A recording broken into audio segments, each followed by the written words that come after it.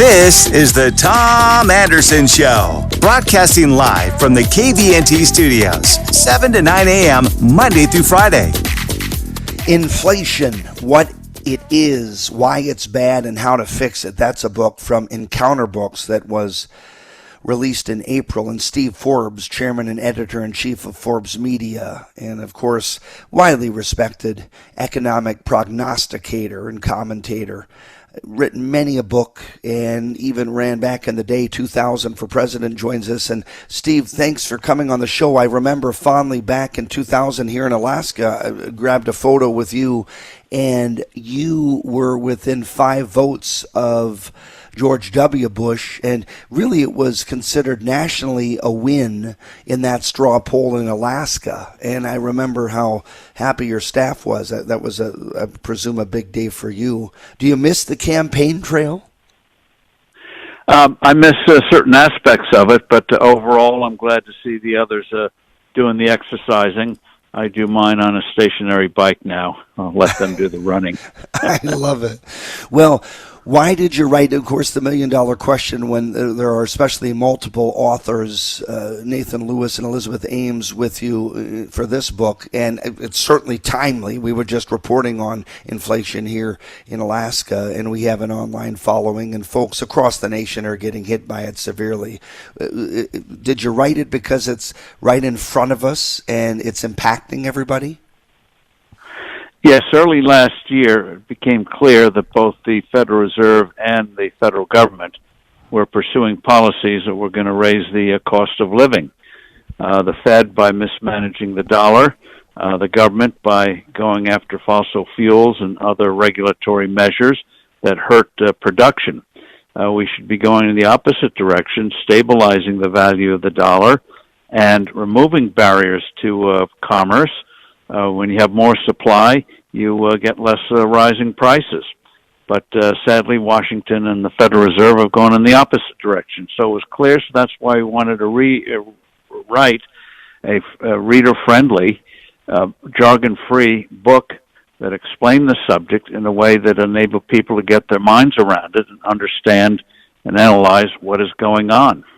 Across the nation, it seems like some economic experts and even central bankers, they contend that, well, economic stability requires a little bit of inflation.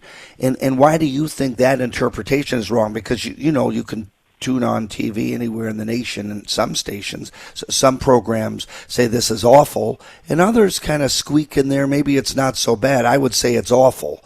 Why is there the mix in opinion?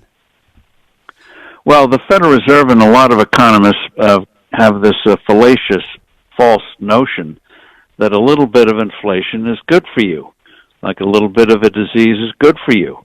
So for years they've said 2% inflation is good. Now you take a household income of, say, $70,000, that 2% equals $1,400 tax each year.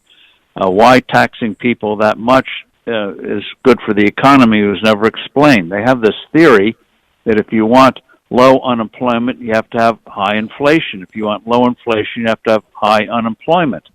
Well, experience has demonstrated the silliness of that, the absolute falsehood of that, but nonetheless, the Federal Reserve is now in a posture of trying to crush demand, slow the economy down, put us into a recession. And, of course, that'll bring prices down because when you are unemployed or have less money to spend, that means companies are going to be going out. Some of them are going to be going out of business. And when you have a going out of business sale, you lower prices. So instead of focusing on how to increase economic activity, they're focused on decreasing it. Rather perverse. You know, it's sort of like what doctors did a couple hundred years ago when you got sick. They'd bleed the patient. They thought bleeding the patient was good. Well, of course, that got rid of the pain and suffering because it got rid of the patient.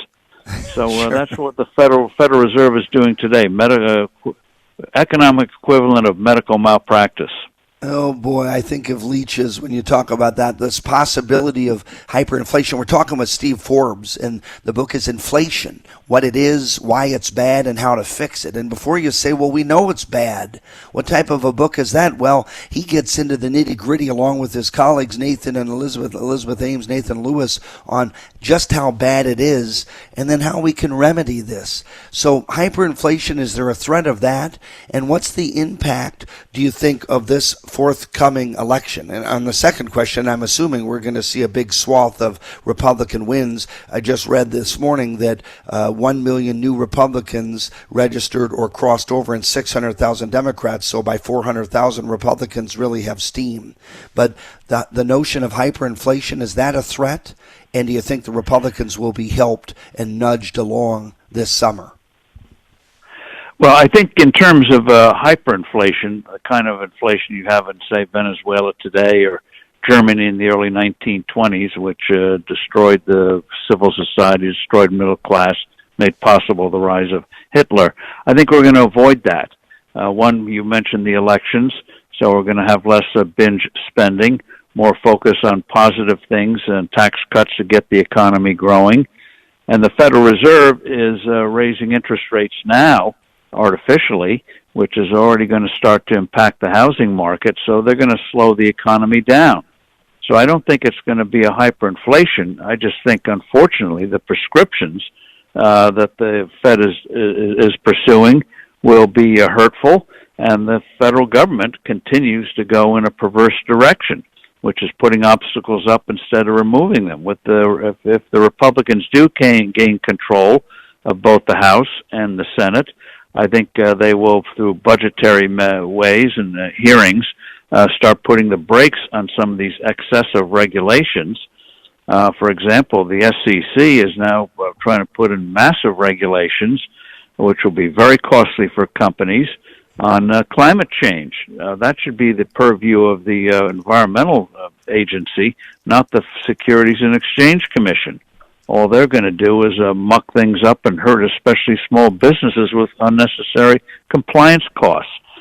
So this kind of thing, and we have a situation in the Arctic, Willow there, where ConocoPhillips says there may be upwards of 3 billion barrels of oil up there, and it looks like the government's going to be dragging its heels on letting that oil be extracted. Yeah, you read my mind thinking about that and thinking about ANWR, the Arctic National Wildlife Refuge, and thinking about from timber to mining to commercial fisheries to, of course, oil and gas here in Alaska. You know it's a treasure trove phenomenally, more than any other state, and you've been up here and you're aware of that. But we've felt it in a positive way, not inflation, but of course the price of oil and gas has helped us. We have our permanent fund, and that's distributed somewhat to the Alaskans, and it helps pay for our budget. And then we have a huge savings account, not of the Norway level, but it's certainly different government there, so it's apples to oranges. One other question regarding, how about the gold standard and stopping inflation? Is that going to come back? I think the answer is yes. And in terms of your own situation with the higher prices, that is unfortunately going to beget, if there's not some relief, and I think there will be, is that the government's going to impose price controls. They're already making noises about that now, which will be very hurtful. So the combination of not allowing drilling, not providing leases, really blocking pipelines and the like, is going to make the situation worse, and you're not going to get the investment needed to increase supply in the future. And in terms of a gold standard, all that is like gold is like a lot of myths about it, but gold is like a measuring rod, like a ruler. All it does is guarantee a stable value for the dollar, relatively stable, not perfect, but the best we have. And in the 200 years we had a gold standard, 180 years, the U.S. had despite Civil War, depressions, world wars, and the like, we had the highest rate of economic growth in human history. And I'll just give you one statistic. I know it's early in the morning, but give you one statistic. After World War II, late 1940s, to when we started to muck around and go off the gold standard, the average growth rate in the United States was 4.2% a year. since then has gone down to 2.7%. Wow. Now, that may not sound like much, but when you compound that over 50 years, the result is devastating. So just That's one huge. other number. The household income median today, median household income is about $67,000. If we'd maintain our historic average of economic growth, that number today would be $100,000 to $110,000. So imagine, stable dollar and $30,000 to $40,000 more dollars of income. We'd be a much happier nation. We would be a much happier nation. Steve Forbes is his name. He's a household name for those that care about money and economy, answering questions like what are the solutions to stopping inflation, or practical recommendations for Americans. How do we navigate these tumultuous economic times? You can get all those questions answered in his book with Nathan Lewis and Elizabeth Ames online at EncounterBooks.com. It's entitled Inflation, What It Is, Why It's Bad, and How to Fix It. Steve Forbes, we hope you come back to Alaska soon. I'm a huge fan of yours. Keep up the good work. I intend to buy the book, and I hope you sell lots of them.